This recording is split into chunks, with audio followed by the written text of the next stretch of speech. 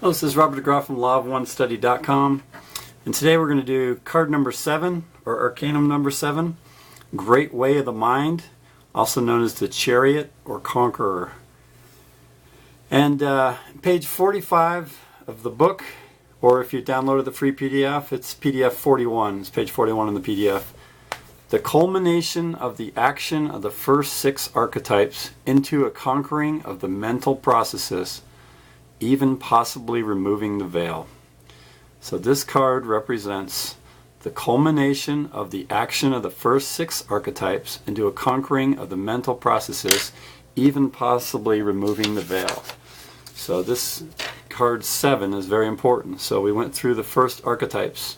It shows how in the mind path you work through these different archetypes.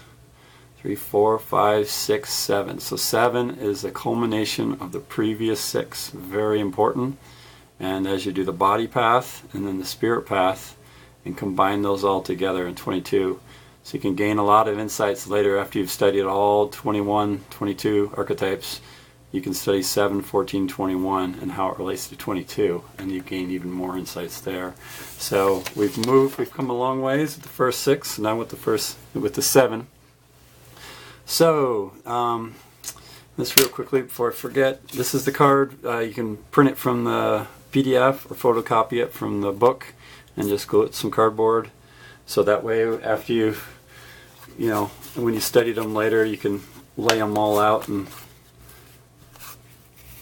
once you know what each means, you can literally lay them all out and meditate on the path, on how they all work together and relate to each other.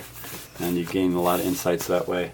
But the hard card from the Brotherhood of Light, notice it's very, very similar. And the same thing with the Sacred Tarot, C.C. Zane. Sacred Tarot by C.C. Zane. The card is exactly the same as the hard card from them. They also have a color version of these cards, too.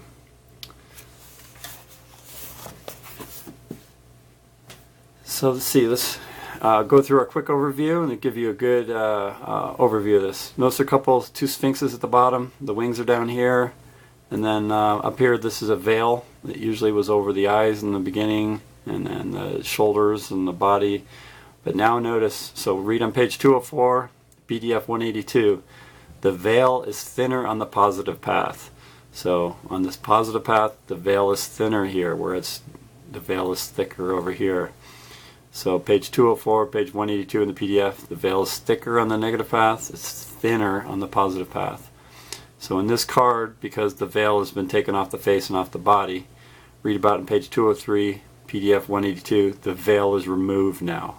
So this figure now does not have the veil. So he's thinking and making decisions from a different place. So the sphere here, page 209 and 210, in the PDF it's 187. The skirt shape is significant, page 210. Page in the PDF is 188. Here's the usually in the black and white figures, a lot of them the black was black and the white was red, meant to be red in the original card, and then when they put it in the book and it was photocopied and made black and white, the red figure appeared to be white. So this gets a little confusing because some of the other cards I think it's black and red, and then this card I think it's red and white. I got to go back and check that. I always get confused on that and have to look it up, but just realize one side is one and one side is the other. So I think this is the red sphinx and this is the white sphinx, and they are, read on page 205, 183 of the PDF, movers of the chariot of the mind. And then on page 209, 187, they represent kind of wheels. What power moves the chariot? So this chariot for this entity, what moves the chariot? Notice he has a sword here on the one hand, so read about that in 205, 206. The PDF is 183 and 184. This figure on it, this kind of cross symbol on his chest, read about that in page 208 and 209, and that's in the PDF 186 and 187. These columns, At the last paragraph, 209, PDF 187. And then notice the bent leg, everything's significant. And what he's holding, this, everything's significant. You can read, try to figure out what this is, everything. But the bent leg of the Sphinx on page 210, the PDF 187, that talks about the bent leg. And also this area down here also represents, it's quote, is transformed in time. So it has to do with time and space. So it's transformed in time. Page 205 in the PDF 183. So there's a crown of 3 stars mentioned, page 204 to 205. The PDF is 182 to 183.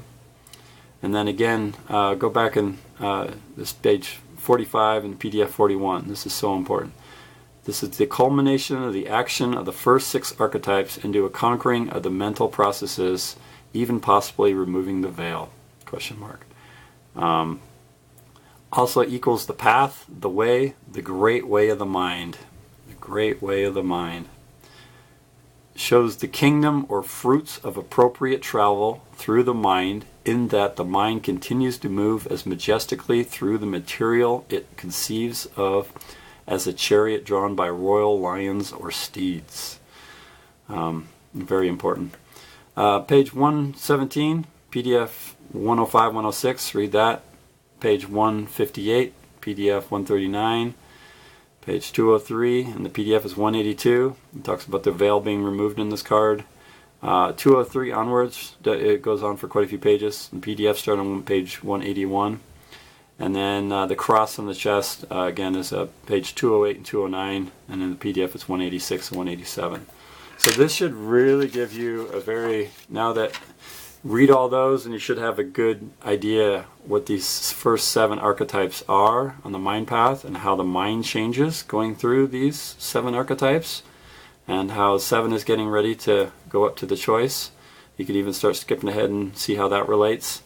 And then we'll start working on these other 2 paths, the body path and the spirit path, and see how it all works together.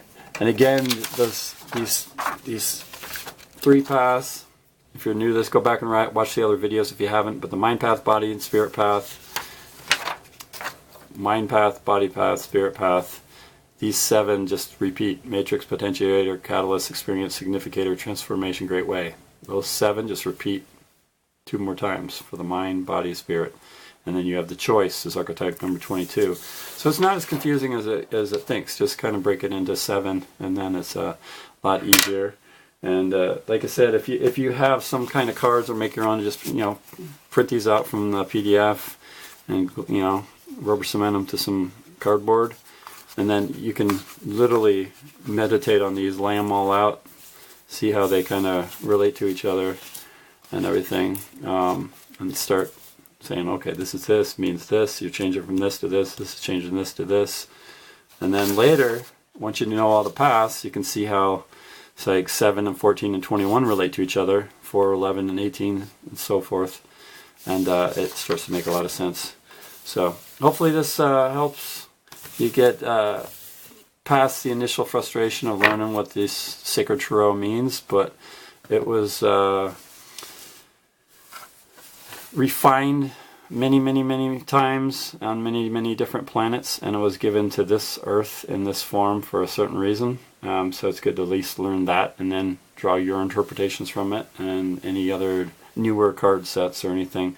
But you can gain a lot of insights from just this. And if you're drawn to this, great. If not, astrology might be your thing, or the my mind just went blank. The flower, the tree of life. The tree of life. If those are the 3 that Ra says. The tree of life, astrology, and tarot. That a lot of people gain enlightenment from studying one of those 3 paths, or all 3 if you're drawn to all of them. And like I said before, I think nowadays with the veil so thin, there's hundreds of other ways. So you can find what works best for you, or a combination thereof. And I'll do some other videos after I get through the rest of the archetypes on my interpretations, right or wrong. Maybe it'll help people. But hopefully this gets you interested in it, and it starts to make more sense, and you can start reading all of book 4 a lot easier now. now that you kind of understand this, and it all makes more sense. So, all right, hopefully we can all help each other and all rise up together. Thank you very much.